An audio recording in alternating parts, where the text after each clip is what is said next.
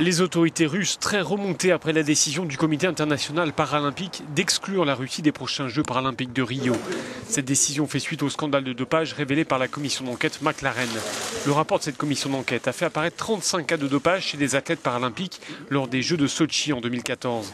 Lors d'une conférence de presse ce lundi, le président du comité paralympique russe a déploré qu'aucune preuve ne soit avancée et que la décision s'applique à l'ensemble de la délégation. Il y a 270 athlètes paralympiques qui sont propres, qui n'ont commis aucune infraction, mais qui se trouvent ainsi sanctionnés, a-t-il dit. Pour eux, c'est un rêve qui se brise. Pour moi, cette décision est incroyable. Je la trouve très choquante.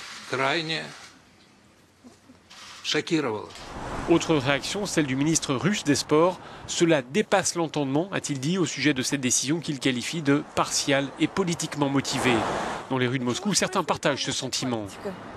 On sait bien ce qu'il y a derrière tout ça, dit cette femme. C'est la politique. Et quand la politique interfère dans le sport ou la culture, eh bien, c'est choquant. Qu'est-ce qu'on peut faire ? Pas grand-chose. Peut-être qu'on pourrait tout simplement boycotter les Jeux Olympiques. La Russie dispose de 3 semaines pour contester cette décision. Le président du comité paralympique russe a d'ores et déjà fait part de son intention de saisir le tribunal arbitral du sport.